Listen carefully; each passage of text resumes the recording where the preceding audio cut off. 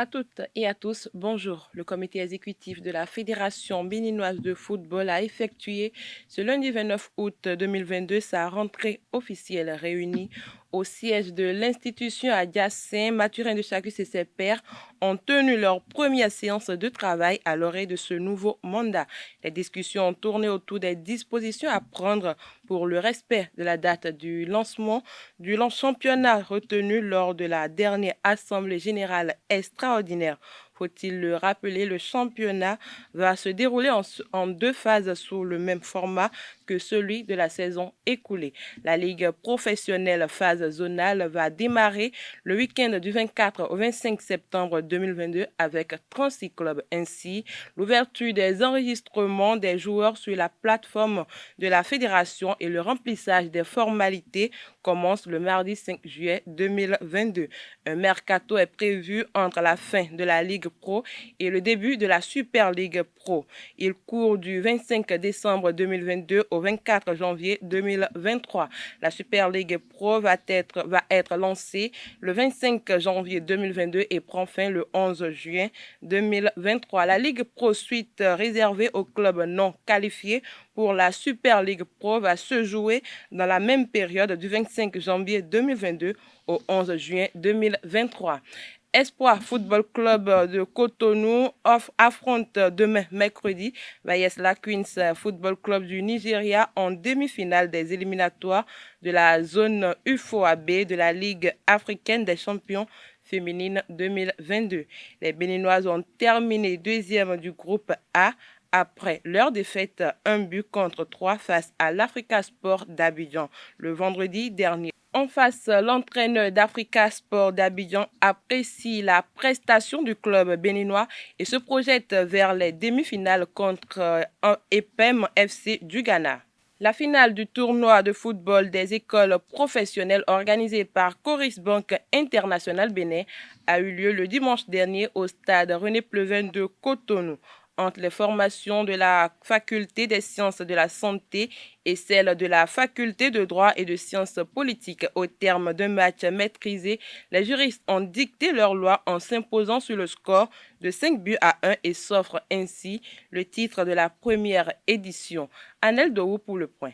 Clap de fin sur la première édition du tournoi sportif des écoles professionnelles organisé par Coris Bank.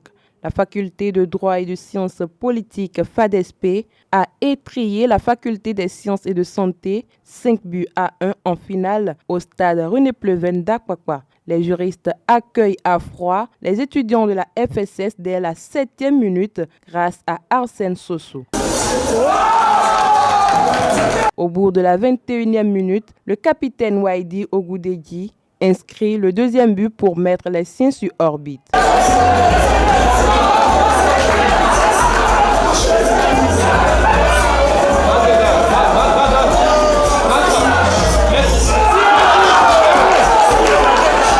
Au retour des vestiaires, les joueurs de la FSS vont fléchir. Ils encaissent 2 autres buts en 15 minutes. Mais la FSS réagit par la suite et sauve l'honneur grâce à son milieu de terrain Shakirou Maguire. Waidi Ogoudeji ferme le compteur des juristes en inscrivant le 5e but.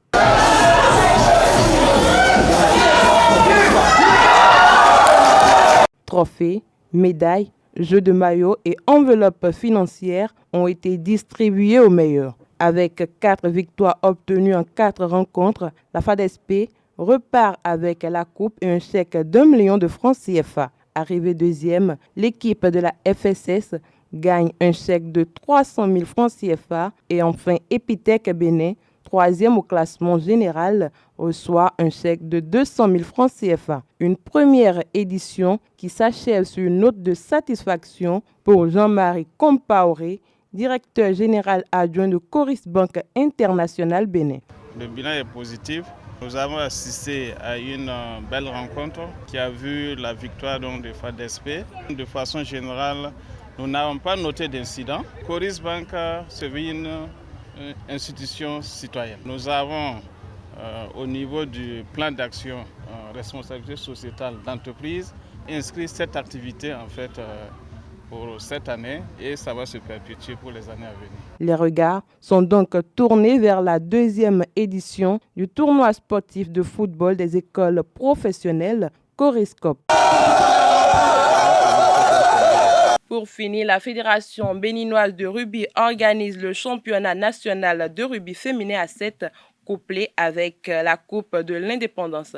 Le terrain de l'université d'Abomey-Calavi va servir de cadre à cette compétition prévue pour le samedi 3 septembre 2022 à partir de 8 h pour la conquête du titre national et la Coupe de l'Indépendance. Ils sont au total 6 clubs qui vont compétir pour ces matchs spectaculaires du rugby à 7. On distingue les alligators de Tankwe, les baobabs de Cotonou, les dauphines de Cotonou, les nadjas de Comé, les buffles de Parakou et les loups-garous d'Avrancourt. Et voilà, c'est cette dernière information qui vient mettre un terme à la page des sports de ce matin. On se retrouve demain pour le même plaisir.